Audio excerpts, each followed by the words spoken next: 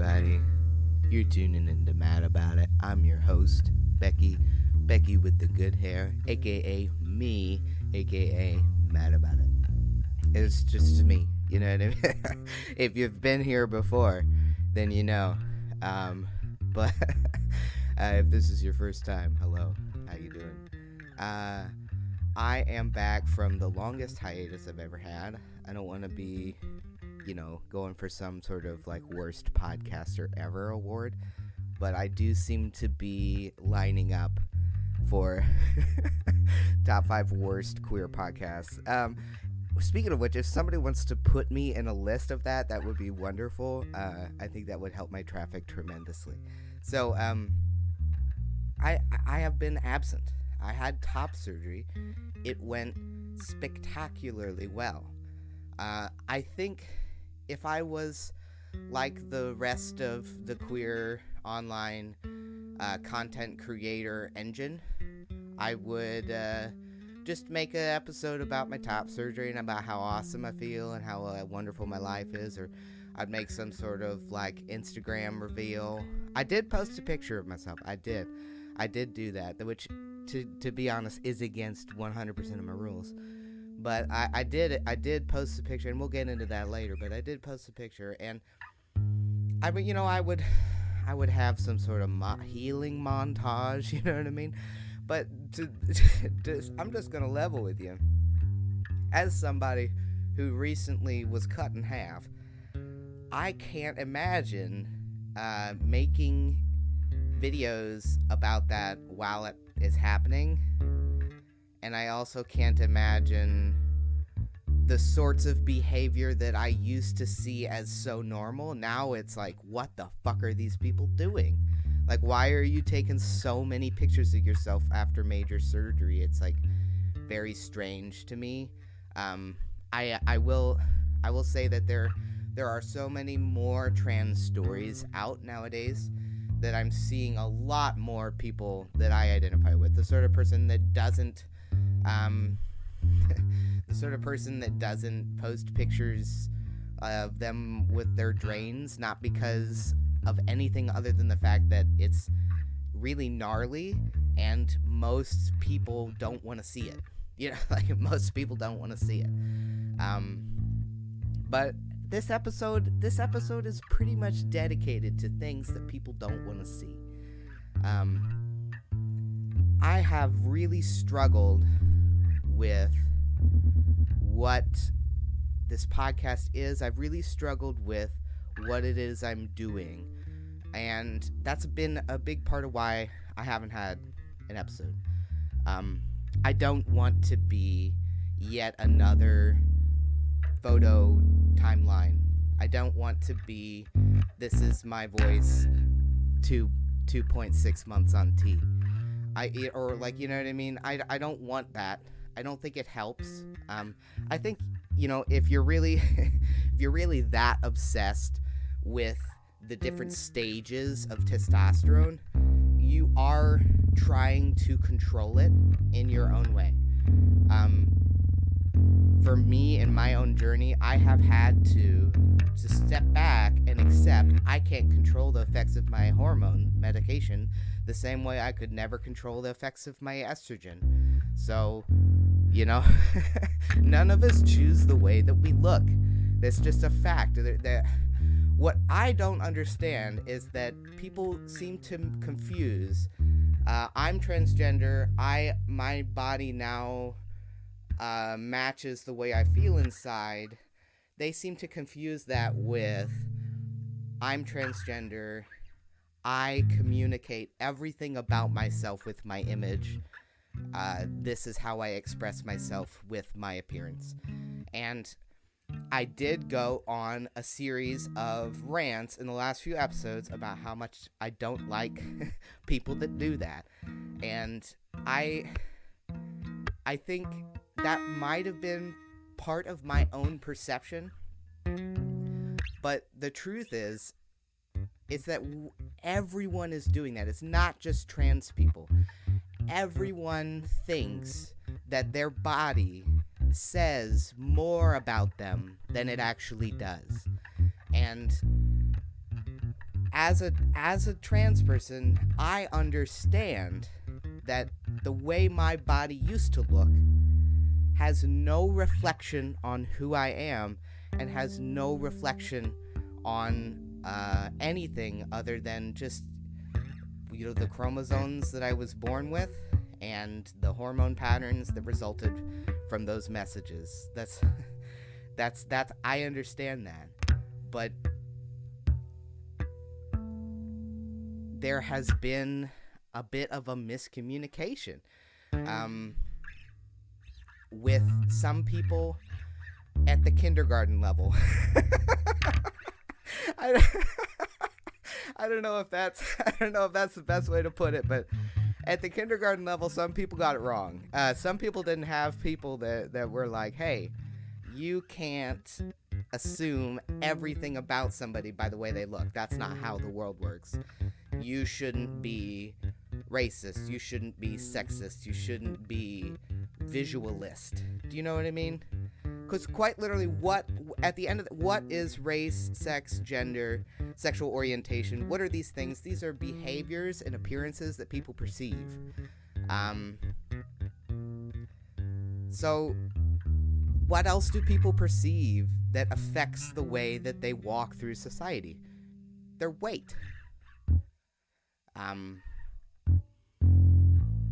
There are infrastructural boundaries that apply to your weight, and there are also a multitude of social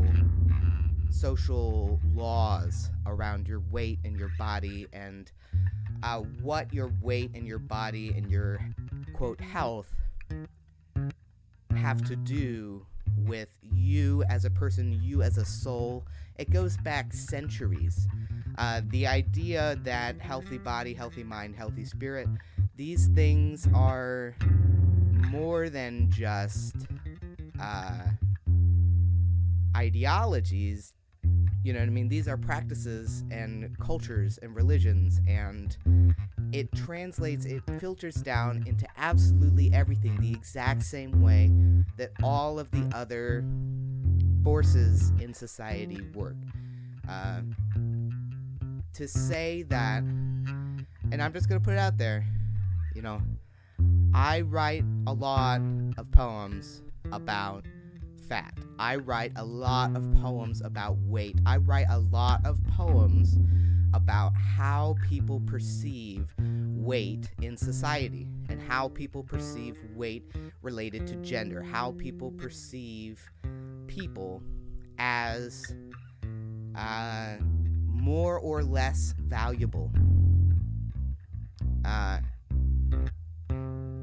From what I can tell in the trans online community, is there seems to be a consensus that being transgender puts you in a riskier demographic of society. That is a fact that people share and share and share and share and share. You're more likely to have healthcare discrimination. You're more likely to have relationship discrimination. You're more likely to have workplace discrimination. You're more likely to experience discrimination of all shapes and sizes in your transgender life simply because you are transgender. We know this because of people who have spoken up about it and the extent to which we listen to them.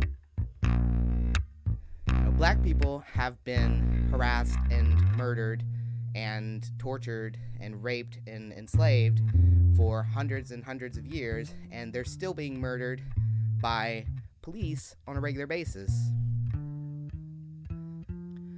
Has that behavior increased, or is the extent to which we are listening to Black perspective increasing?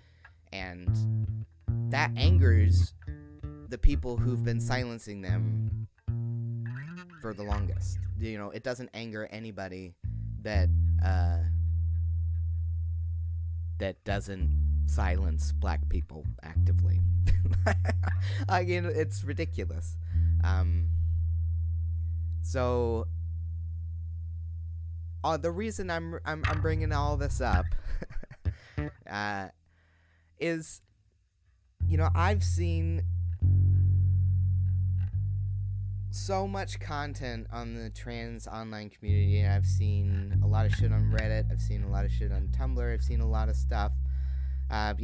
Why is it that a community of people who's so proudly anti-racist, who's so proudly anti-classist, who's, without doing anything about it, who's so proudly supposedly anti-sexist, who are all supposedly just like, perfect, idyllic,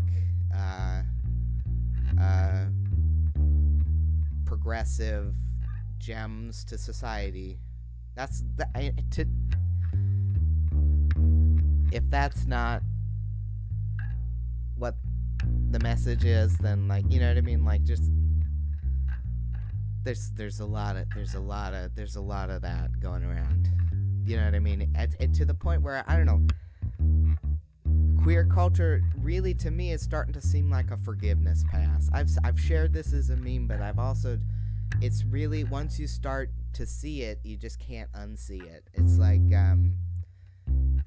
people use well, I can't be racist, and I can't be sexist, and I can't be fatphobic. I can't be any of these things because I am a member of a minority demographic who is enlightened. If you haven't met a gay person like that, then you must not have really met gay people, because I know one of those in every shape and size. And what really alarms me is that you can get away with quite a bit of shit. You can get away with quite a bit of shit. You can be a chain-smoking alcoholic meth head, and no one will reproach you about your behavior as long as you're thin and white and rich. That is the fucking truth. As long as it doesn't show, then you're good. Because in the queer community, more than in the mainstream society, the way you look means something. It's how you express your gender. It's how you express your sexuality. It's how you express your everything. I've seen, and I get it. There are some very savvy, fashionable people who truly express themselves with their appearance. But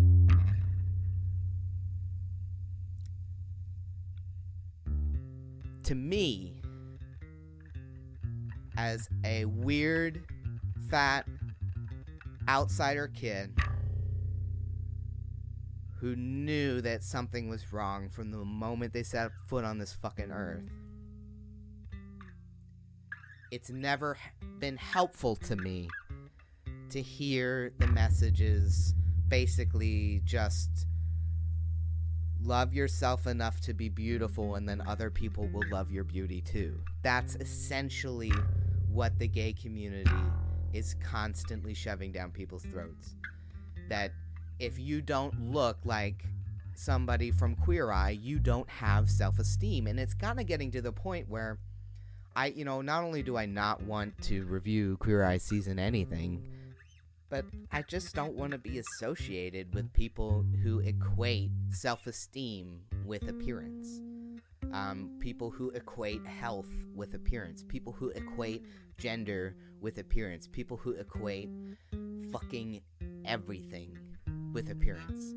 Because the unfortunate side effect of people who equate everything with appearance is a bunch of shallow, fatphobic dipshits who don't love diversity and who don't appreciate each individual's beauty.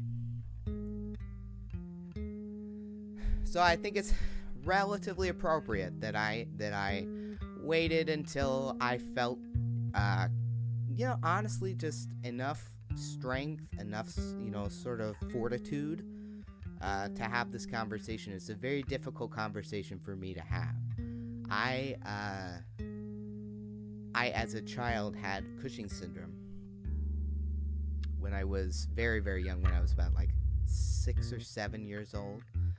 And I have been extremely sensitive to medications my whole life. And this experience made me have stretch marks, big, thick purple stretch marks all the way up to my tits. They have given me a large hump behind my neck, and it gives me a moon face. So it also makes it very difficult for me to lose weight. I'm not trying to get any sort of sympathy. I'm not interested in any sort of pity.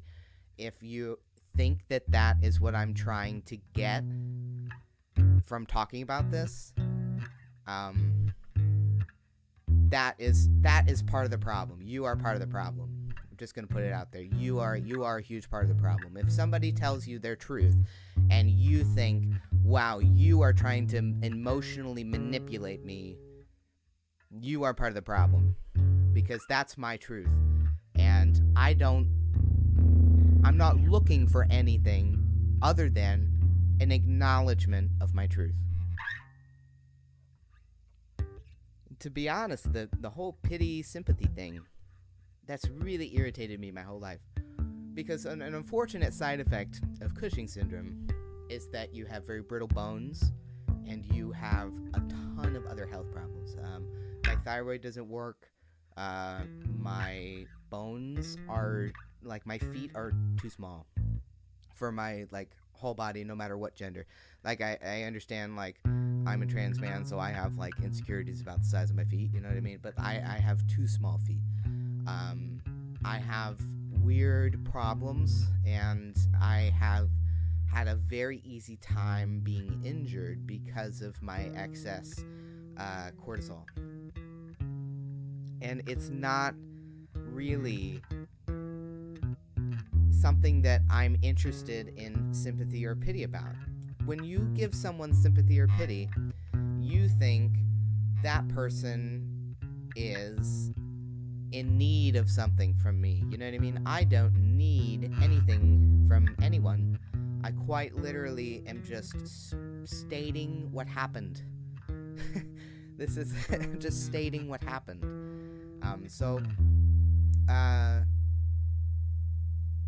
When I was a kid, I broke my bones really easily. I broke a lot of bones, and I always had a cast, and people would give me sympathy, and I swear to God, after a while, and I got in trouble because I threatened to hit people with my cast all the time because I hated the fucking people coming over. And a lot of people, they'll be like, oh, you've got a cast, can I make a mural on your cast? Can I sign like a whole section of your cast?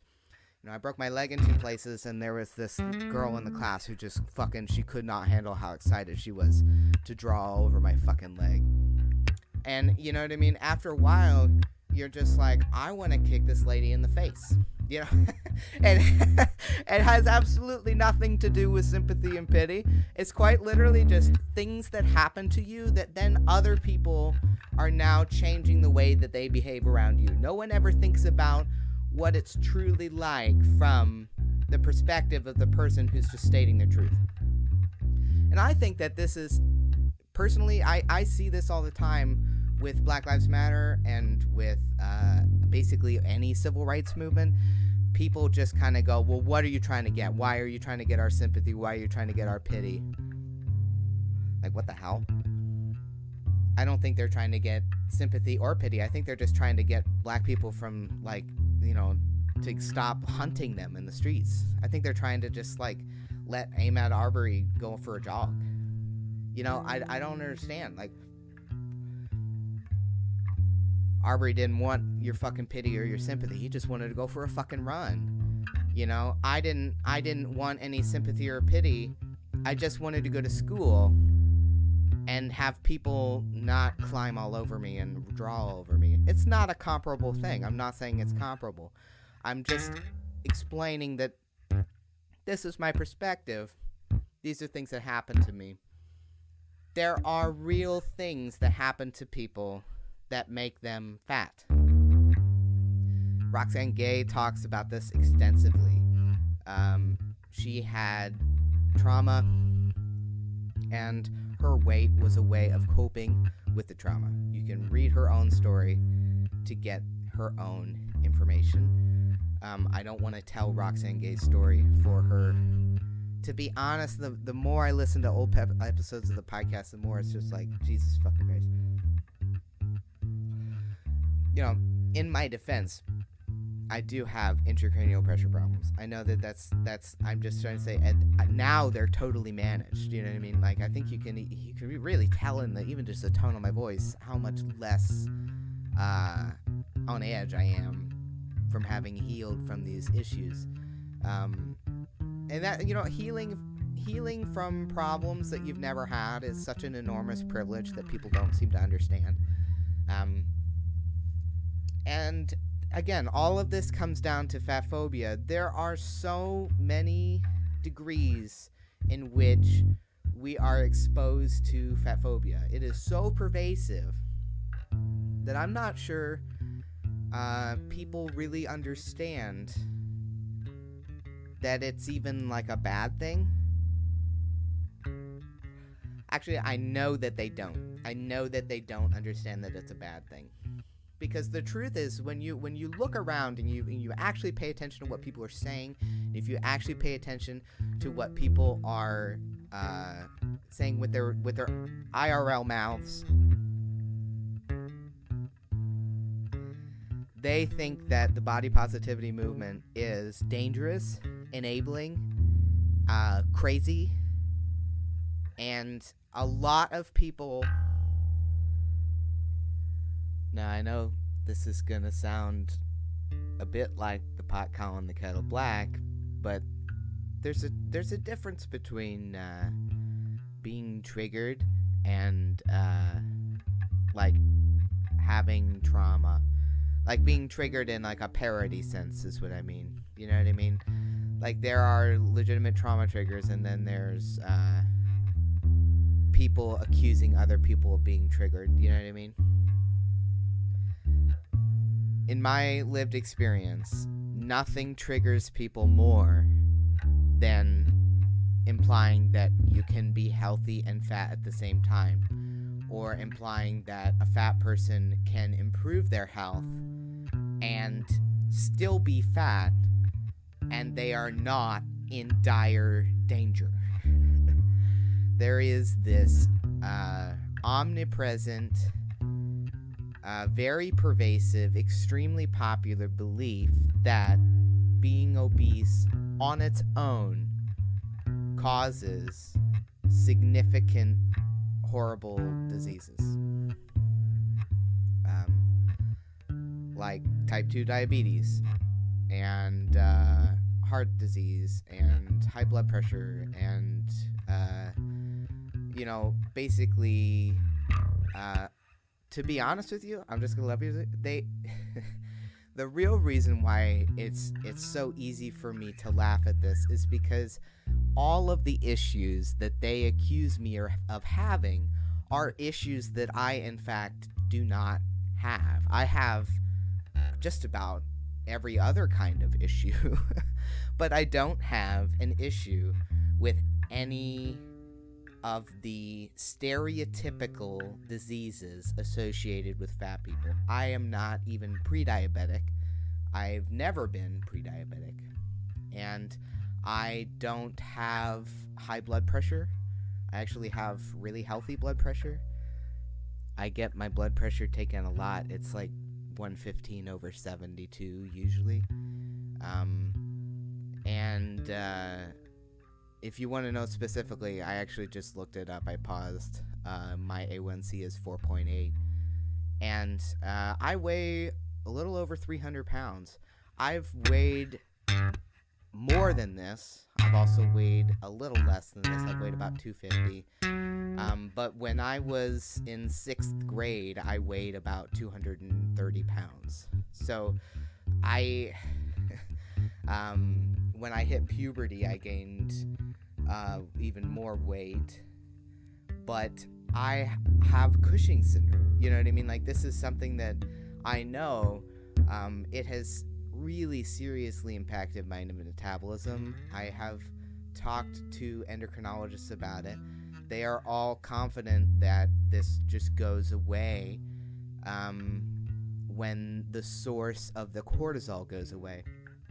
And I've been checked many times in many different ways for a pituitary tumor, which would be the non-intractable version of the disease, which makes it Cushing's disease. There's a difference between Cushing's syndrome and Cushing's disease.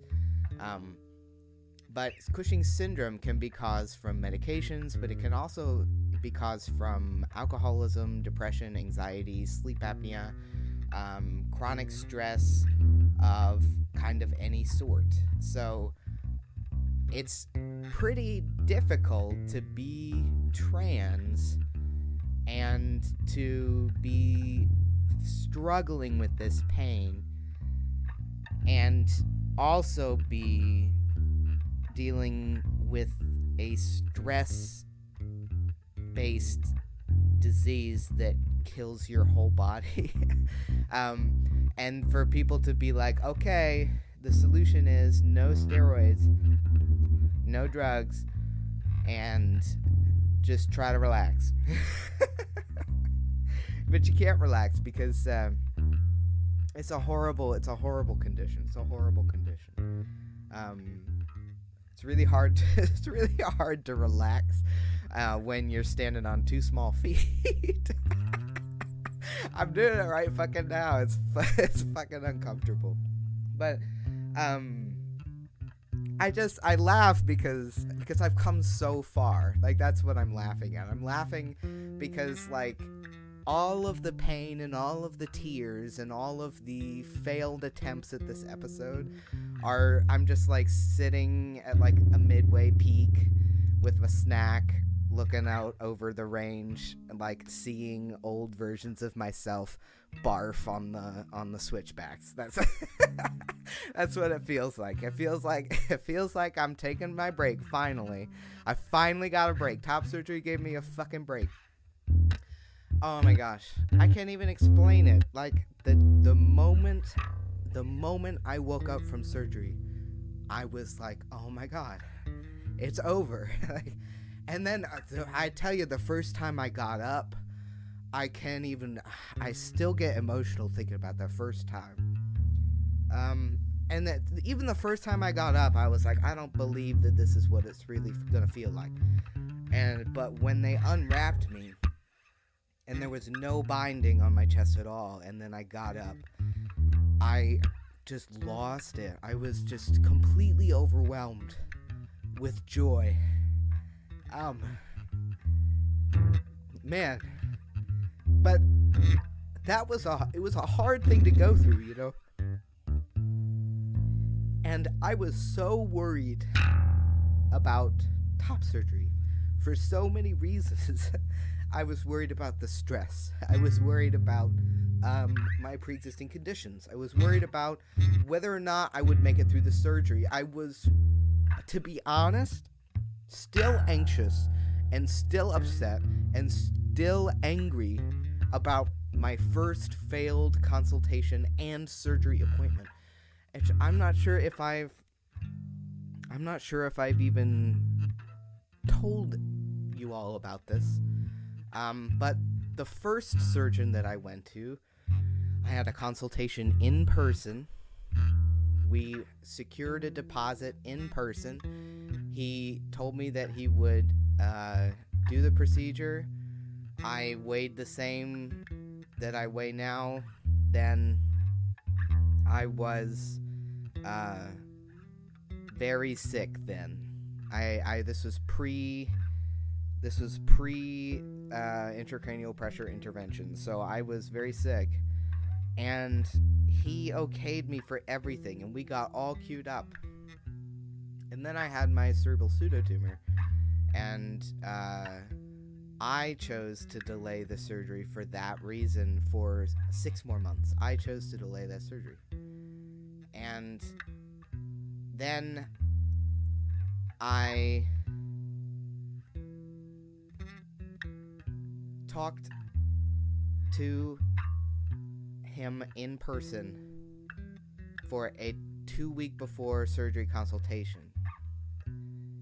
And he tells me that his anesthesiologist refuses to operate on me because she, after having never met me, has decided that I am too fat and too sick and that I need to take care of myself before I'm able to go to surgery. But the thing is, folks, is that I take care of myself tremendously. I have a great task ahead of me. As far as things I have to take care of, I have a tremendous list, and I spend a lot of time and energy on my health. A tremendous amount of time and energy on my health. I walk, I cook at home, I eat vegetables, I garden, I do all the things. I have a food scale, a portion control. I don't, you know what I mean? This is just the extent to which I care about my health is always criticized and never respected when it comes to the weight, the number, the BMI, the number on the chart, the data on the chart. There is something about weight in healthcare that becomes a number, and it becomes a BMI, and it becomes a trackable lack of or amount of progress. Everything that you do with a doctor is being tracked for your weight progress. So it doesn't matter how committed you are to exercise unless that exercise translates to a loss in weight.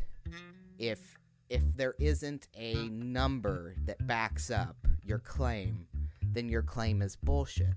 And there is an increasing amount of data and increasing amount of studies that show that exercise does not significantly contribute to weight loss, and that exercise alone is very healthy for you, but it's not going to translate to a body transformation on its own, and the benefits from weight loss do not translate necessarily in weight or physique. They are noticed in your blood for the most part. So, you know, if your motivation to exercise is to lose weight, you're probably going to get very frustrated and not stick to it. And I learned that a long time ago. When I was a kid, you know, my parents, they did not diagnose me with anything. They diagnosed me as a fat kid, and they just kind of locked the fridge, and they sent me to fat camp, and I went to a child nutritionist as a kid, and I had a lot of heavy-handed medical intervention as a child because of my weight, and it wasn't until I was about 28 years old that I got diagnosed with Cushing's syndrome through my own photographic evidence that I assembled, because it's really remarkable the difference between me before the steroid medications and after the steroid medications, and if you time date everything, it's impossible to deny. So that's how I found my diagnosis to begin with, but the truth is that I was treated just like any normal fat kid for my entire life, and that was an incredibly traumatizing experience. There is no version of being fat in which people encourage or allow you to exist and look the way that you do. There's no version of that. I see all the time people are afraid of body positivity because they think that body positive activists are encouraging weight gain and that they are encouraging unhealthy lifestyles. I think a big part of why I didn't want to make this episode before I felt like I could really fend for myself is that I will always be dieting and exercising simply because I have never experienced thinness. I have always been severely morbidly obese. I have never experienced not being fat and sick. I would really like to minimize what happened to me against my will through the medications as much as possible. That's what I would like to do. Not for the sake of how I look, but just for the sake of function and for travel and for the ease of going about the world, because in my lived experience, my weight has been used as a weapon against me at every single opportunity. I don't think that there's ever been something that I've done where my weight has not negatively impacted how people perceive me and how receptive people are going to be to me, my thoughts, my ideas, simply based on my body and my face, my fat face. Again, that I say that not as an insult. I say that as a truth.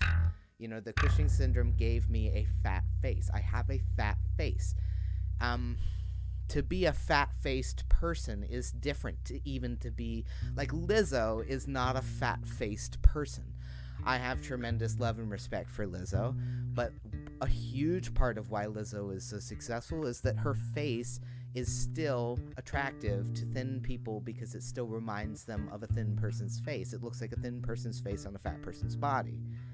So my face doesn't look like that. My face kind of looks like of someone fatter than I am on a smaller body, to be honest. So that's been my experience. It's taken me a really long time to realize this, but this perspective is exactly who needs to be talking about fat issues. Someone who has a perfectly healthy A1C, who, you know, isn't the fattest person in the entire world, but experiences fat discrimination as if they are, simply because my syndrome stacked fat in all of the most visible, most rejectable places. You know, my own family rejected me for my weight, and again, you know, when you mention that, it's not a truth that you're stating. It's your attempt as a fat, greedy, like lunatic to emotionally manipulate everybody that you meet. I'm not trying to emotionally manipulate fucking anybody. I'm simply telling my life story. I've been trying to focus more on that for the podcast, not because of anything other than I think it's fucking rude to speak for other people, to put words in other people's mouths. I think it's fucking rude. So I don't want other people to put words in my mouth. So I'm just going to keep running it until all of the words have come out of my mouth. And once I'm done, you know, you can't shove any more in, because there's all the words I stated the claim, you know what I mean? Anyway, but I've been writing a lot about fat phobia. So maybe it's time to take a break. I've been thinking about this, and I think it might be better to put little poems in the podcast, because I write a tremendous amount of these poems, and I also write the poems as I would say them. So I should probably just fucking perform the poems, wouldn't you think? I mean, that would make sense. So I wrote this poem called Fat Phobia, Climate, Carbon. I've made yet another outline, and at this point, it's like the more I plan, the farther I get away from the point of landing. I just keep drifting out into a sea of pain each time I try and gather my thoughts on it and how much it affects our society. I mean, fat phobia is everywhere. It's like pointing out the carbon in the atmosphere, invisible, increasingly abundant, killing all of us, and making some podcasts about it gets us nowhere.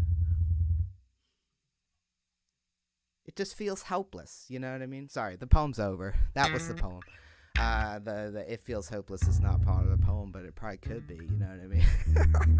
So it's just been frustrating, and I don't. And here's the other thing. There's another poem on here. I just been so frustrated.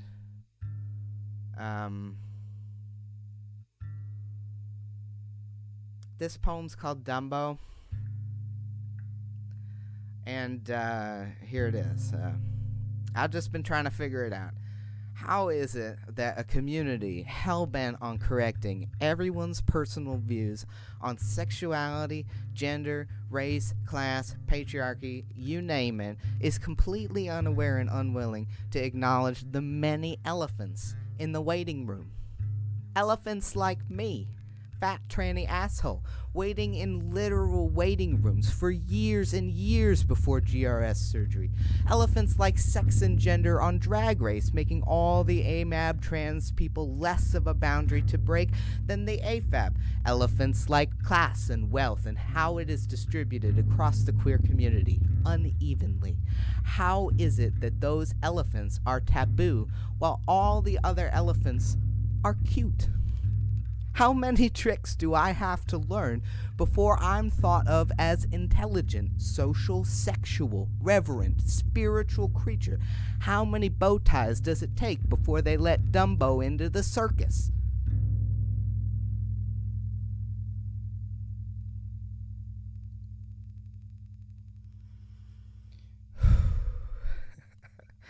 Man, I've been pissed. You know, sometimes I write. I write a lot of fat poems. I write a lot of fat perspective poems. I write a lot about body and body neutrality and body negativity. I write a lot of body negativity.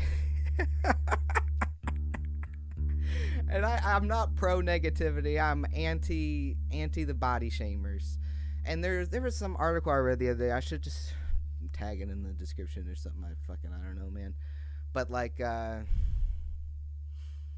it was talking about, they did a study and there were two groups of people who were, it was the same exercise study.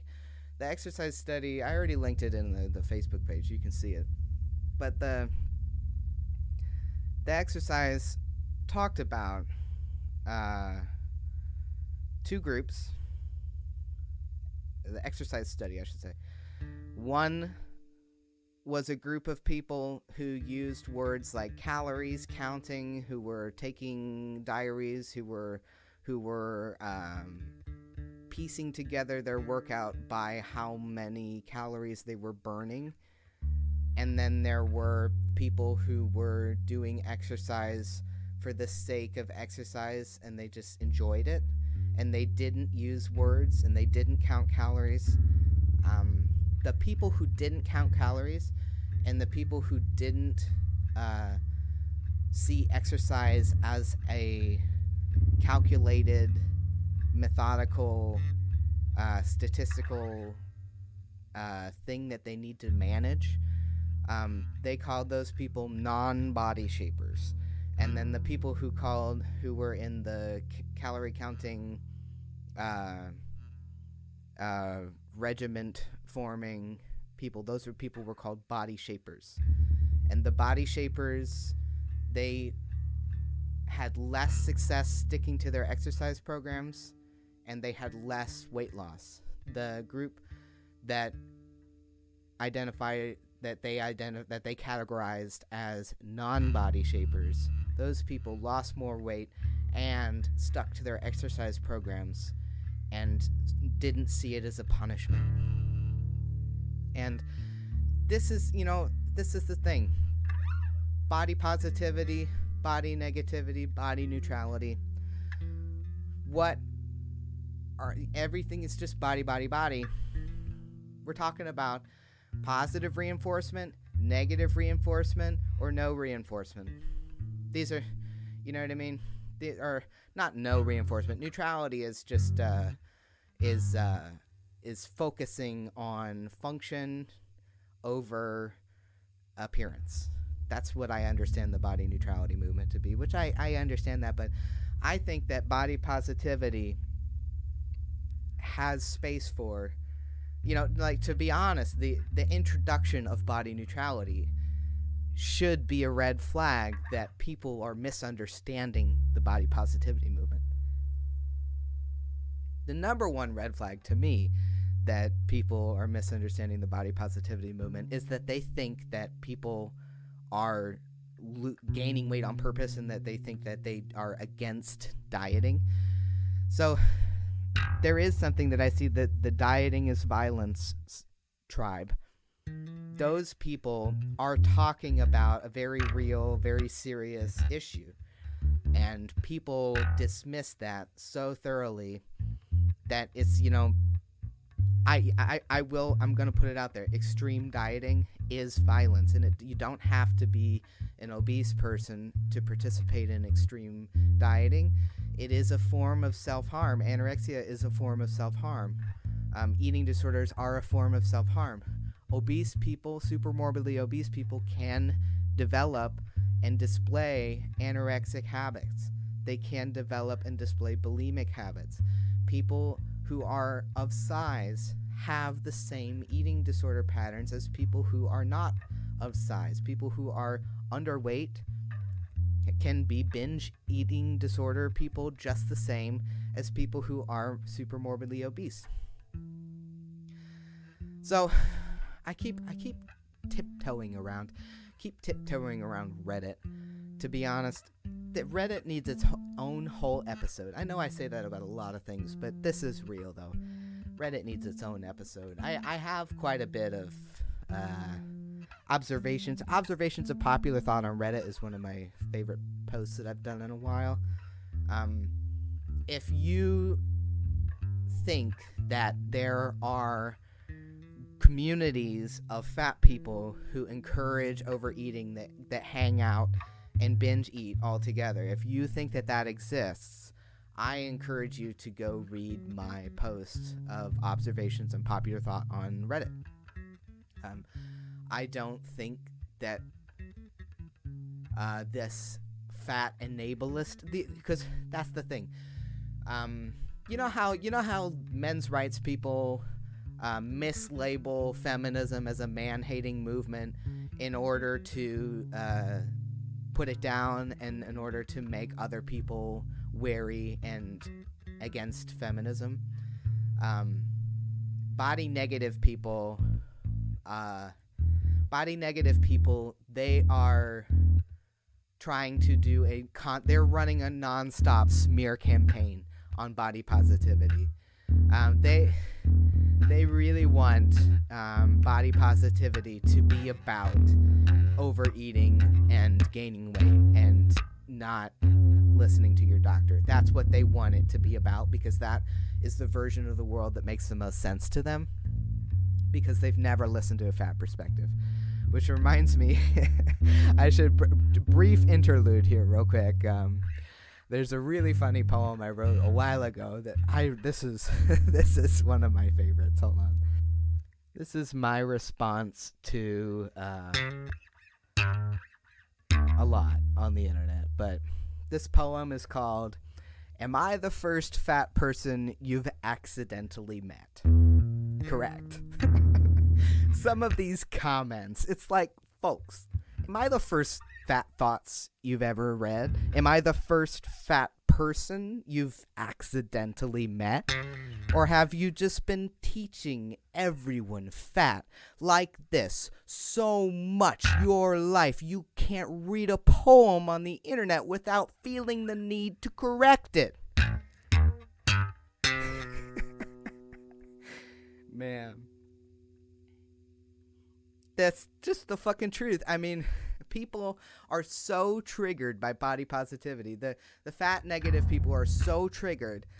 They can't even imagine a universe in which someone as fat as I am hasn't considered, you know what I mean, the supposed hard truths that I don't know. The hard truths that were shoved down my throat as a child.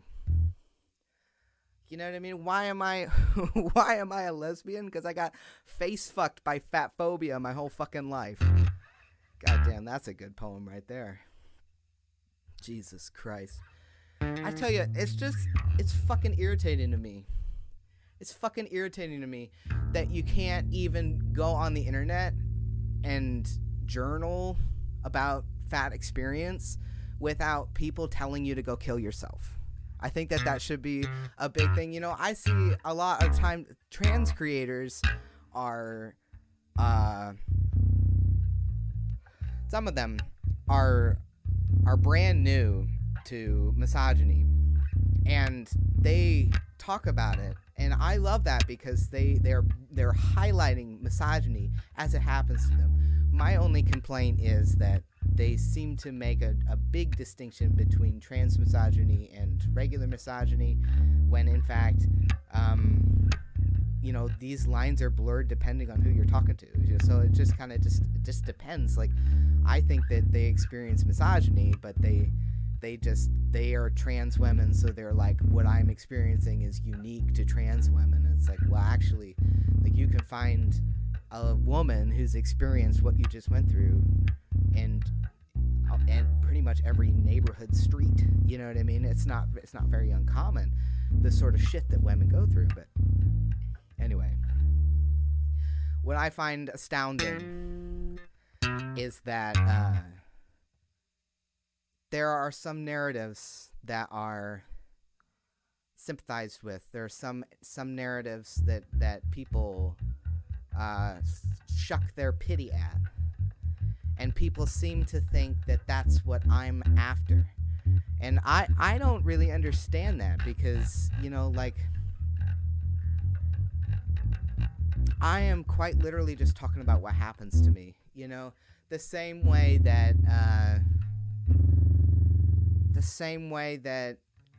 that people are bullied for being gay, people are bullied for being fat.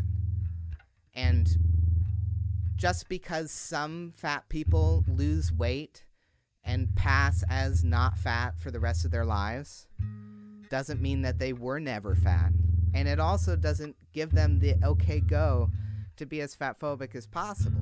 You know, I think it's because of the same narrative that makes everybody else do it, but there seems to be a lot of diabetics and ex-fat people who are the most fat phobic. I don't really understand. I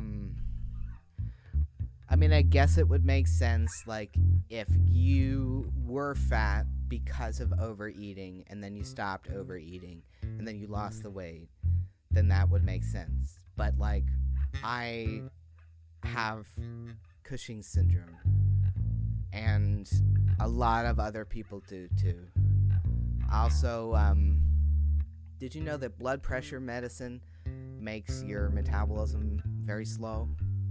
Also, so there's all sorts of different things that perpetuate the problem. And I see so many parallels between the fat experience and the trans experience. You know, there are trans people who really have a transformative experience on HRT, so much so that it's unbelievable how much they pass. And there are some people that have incredible luck with surgery and incredible luck with hormones and pass so much that they have basically no insecurities. And there are trans people who have surgery and have hormones and are hormones their whole lives who never pass. And I will say that I don't really want to start anything, but I'm just going to point out that there are people that have conflict with that. There are people who are in the heavy passing crowd that are like, anybody that feels bad about themselves is it's only in their head, and they're all just weaker trans people who are pussies, because anybody who doesn't feel 100% the way that they identify is just a fucking pussy. And it's like, well, what about, you know what I mean? Like, there are some of us that never pass. What do we do about those people? Do we just tell them that they need to keep working on their appearance until they pass as a cure for their gender dysphoria? Or is there some sort of realistic alternative that involves self-acceptance, that involves community support, that doesn't involve the cutting and the hating and the shaming of the most diverse person in the room? Am I making any sense to anybody? That's exactly what people do to fat people.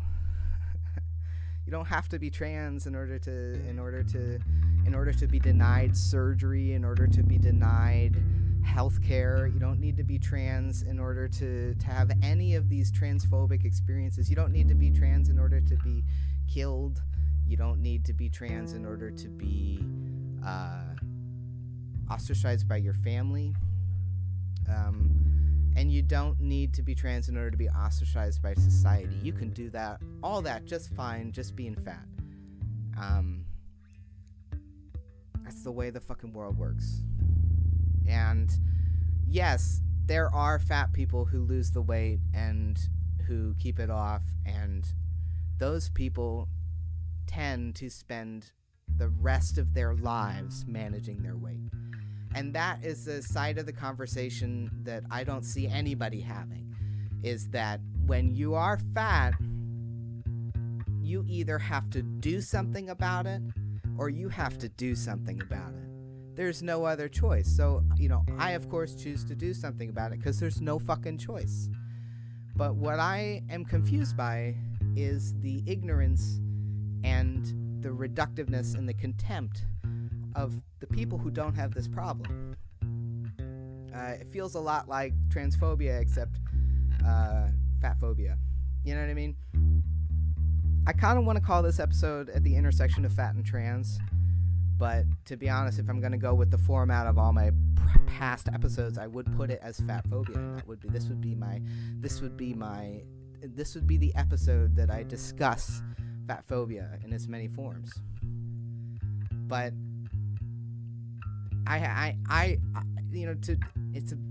it's the intersection of fat and trans. That's what the episode is. I might call it fat phobia simply for SEO reasons, but I don't know. It's just bad. I think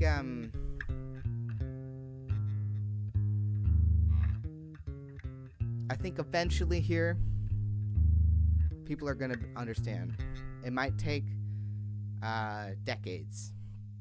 It might take decades, but I might not be alive, but it will happen eventually. People will eventually understand that fat people do not deserve to be judged based on their weight alone.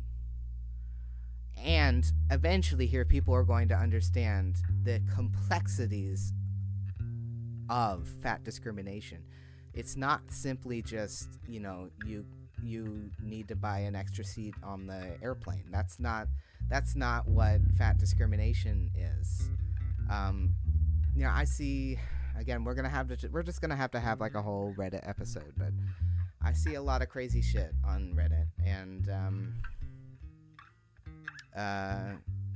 the Nikado avocado stuff, for example, like fat phobia is so pervasive and so popular that you can literally turn yourself into a fat meme for money, and people will watch you self-destruct for money. That's what people hate fat people so much that they'll tune into that show and pay top dollar.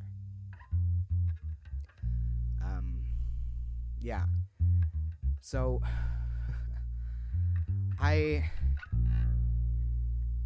it's depressing. It's depressing that people have decided that the circumference of your body says absolutely everything about you, absolutely everything that there is to know about you. And whether or not they would want to be with you, whether or not they would want to eat with you or spend time with you or sit near you. It's disturbing. It's disturbing how much contempt is encouraged for fat bodies. So much so that, as a person with a fat body, I can't comfortably even make an episode about fat phobia without both being afraid of the backlash and also being afraid of being fat phobic in my own episode. I undeniably it's inevitable. Just all I'm gonna say is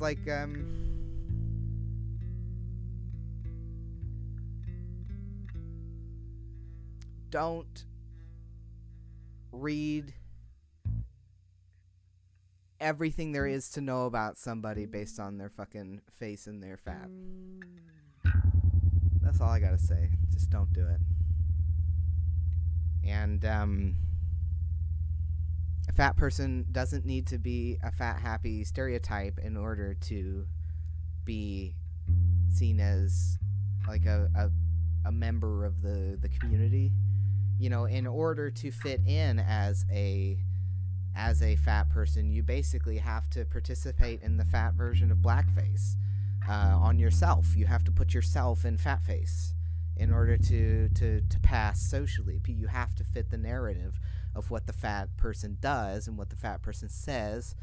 Otherwise, people are going to pick apart everything you say anyway. That's the truth. When I eat lunch, people comment on how healthy it is. They can't fucking believe it. They can't fucking believe it. You know what I can believe? How fucking stupid and fat phobic everybody is. That's what I can believe. But yeah. Do I call this fat phobia? I don't know. It deserves to be called at the intersection of fat and trans. Also, what the hell kind of music do you even put to this? I'm gonna come back with I need to make there's a couple very pressing things. Very, very pressing things.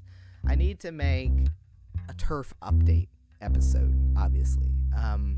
We need to talk about the Dave Chappelle special. We need to talk about J.K. Rowling's increasing vigilance against trans people. It's become, not very subtle at all.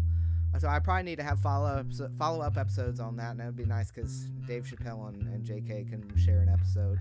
And then I really need to have an episode about how top surgery went, maybe, potentially, I don't know. You could just read my, I don't know. I'm up in the air about even talking about the top surgery, to be honest. I will say that if you need a suggestion for somebody who does high BMA top surgeries, your guy. I am your guy. Go ahead and send me an email. beckywtghmai @gmail.com. It's beckywtghmai @gmail.com. Yeah.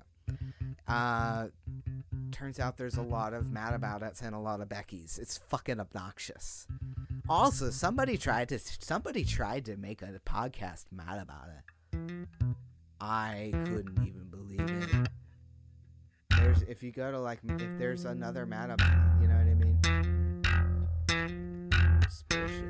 I've thought about making like a new podcast just with like a totally different direction, mostly because like so much shit is still messed up from the original iTunes. Something about being like a very small podcast means iTunes doesn't update any of your shit for no fucking reason, no matter what. So I've been frustrated with that. Thinking about just like jumping ship, starting a new podcast. But then it's like, how would I guess I would just have lots of redirects, but like, I don't even know. Sounds annoying. I don't want to set up all those fucking redirects. Ugh. Alright. Well, yeah, I don't know. I guess there's so much fat phobia, it's just hard to be like, it's I could keep going for like 6 more hours, but I don't want to. I want to go have a day. This is my day off, so I want to have it. All right, we'll talk later. Bye. But I left too soon. I forgot. If you can't accept that fat people are ostracized and treated as queer, then you should be able to accept and acknowledge the way that weight is used within the queer community to discriminate against people. As a lesbian, my weight was always kind of proof of why I was a lesbian. Like, oh, well, you're a lesbian because you're fat and ugly and super masculine and no man would ever want you. And now, for some reason, as a trans man, my weight is proof of my femininity and proof of why I am not really a man and I need to lose weight in order to pass as one, which I find ridiculous considering how unbelievably fat my dad is. That's all I gotta say. But it's just, you have to be able to see people's truths as something other than emotional manipulations. And it's a white supremacist idea that the queer community has really embraced. And I think that it's just the fact that there are a lot of people in the queer community that are just really fucking stupid and bigoted. That's just, they're, you know what I mean? Like, when you're depressed and anxious and you're hiding part of yourself your whole life, you don't have a lot of mental energy for other things. Some of us end up turning into monsters, you know. There's like literally a trope of a gay male serial killer. That's a trope. Anyway. So yeah, I find the comments that I shouldn't be talking about fat issues, that somebody sent me a message. They were like, I liked your podcast and I tuned in and I really liked everything about your podcast until you started talking about fat issues. And to be honest, it's not that I didn't want to respond. It's that I needed to be in the right frame of mind to not be so haunted from all of my past and continuous traumas associated with my weight, associated with how I'm treated in society because of my weight, associated with the medical malpractice that I have experienced. It makes me, the mistreatment that I've experienced at the hands of doctors and at the hands of healthcare professionals. Have you ever been fat shamed while having a spinal tap?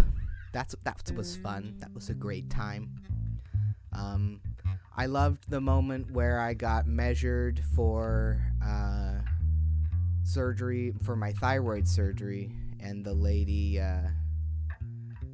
fat shamed my neck size before thyroid surgery and told me that I needed to wake up right before I was being put to sleep.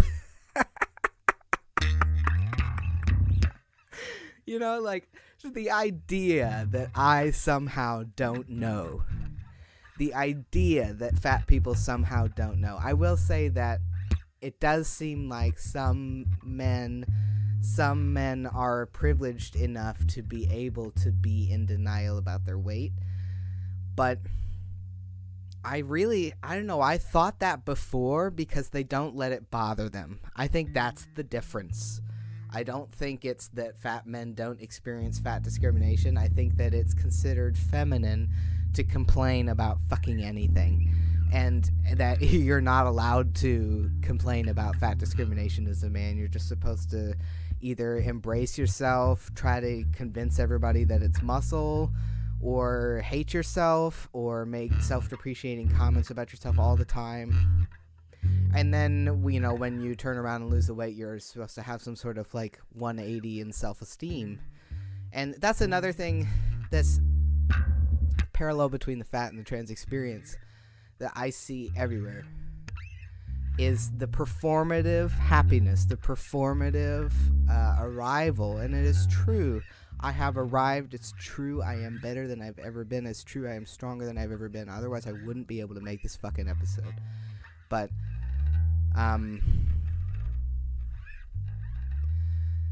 to say that losing weight alone will cure your weight anxiety is ridiculous. And that is the message that I have been given over and over and over and over and over again.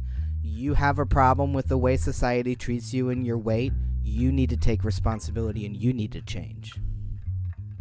You have a problem with not being able to live your life to the fullest, you need to take responsibility and you need to change. You have a problem with their gender assigned at birth, you need to take responsibility and you need to change. That only helps so much. If the environment that you're in is extremely transphobic, surgery and hormones are not enough to help you with that transphobia. Your gender dysphoria will not be alleviated. What alleviates gender dysphoria the most? In my lived experience, the only thing that's helped me with my gender dysphoria is having a camera off work from home job where everybody treats me like a born cis male. You know what I mean? Like, the surgery that I had was for my own personal business. And if anything, it negatively affected my work performance. So that made me anxious. You know what I mean? But what has helped my gender dysphoria the most? The social construct that I live in. Accepting me for who I am. The surgery and the medical intervention, the cisgender passingness helps other people treat me correctly. But what makes a difference? My environment. That's what helps fight transphobia. A trans-inclusive environment, a supportive, nurturing, welcoming community is what helps and alleviates gender dysphoria. So why do people expect fat people to lose weight and get over themselves and get over all of what happened to them and get over their entire lives and reframe it as some sort of positive thing? I have personal experiences. My ex is a personal trainer still, and was a personal trainer when we were together, and we would work out 5 days a week together. And she would verbally and emotionally abuse me on a regular basis because she would verbally and emotionally abuse herself on a regular basis. And she saw that as motivation to lose weight. And she was somewhat successful with losing weight. And she really over-exaggerates how successful she was because now it's her personal business to do such a thing. It's her free time to do such a thing.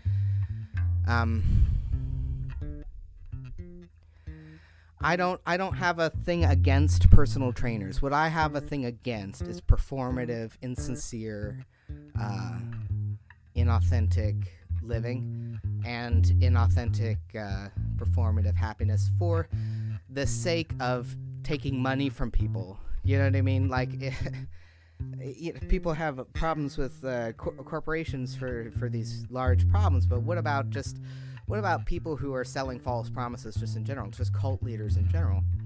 And to be honest, the cult of diet and exercise is selling you false promises. And I lived with a nonstop barrage of fatphobic encouragement, if in big quotations around the encouragement, if that sort of talking, if that sort of negativity, if that sort of shame, if that sort of harsh truth, constant and all-consuming, was helpful to anyone, then she would be a hell of a lot thinner than she is. Not to mention, I would be like negative 60 pounds. Like, if shame contributed to weight loss, I would be weightless. So I don't know how people don't see the parallels between fat, queer, and trans. I don't see how people don't see that. The same way I don't see how people don't see the parallels between all the civil rights plights. But fat is the next civil rights plight. That's what I expect to happen here eventually. That's what I expect for people to understand here eventually, is that fat people are not whining. Fat people are speaking their truth, and you're putting the wine into our mouths. And that sounds like a weird drinking song of sorts. But I don't really... I don't expect everybody to understand. I guess I'll end all this with that.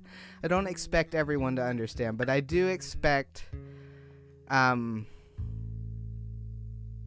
little bit of consideration to go on, before you blow up my inbox with a bunch of hate. That would be nice. I've already been through enough, and facts are facts. If you want me to not be so fat, you should stop fucking making me hate myself. That's like, just stop doing it. Just stop, you know what I mean? Like, it's hilarious to me, the idea of the enabled body positive, you know what I mean? Like, this parody is like the man-hating feminist that I don't really, it doesn't even, if they existed, it wouldn't even matter. That's the truth, you know what I mean? If they existed, it wouldn't even matter. I just don't get it. Anyway, ta-ta, mwah mwah.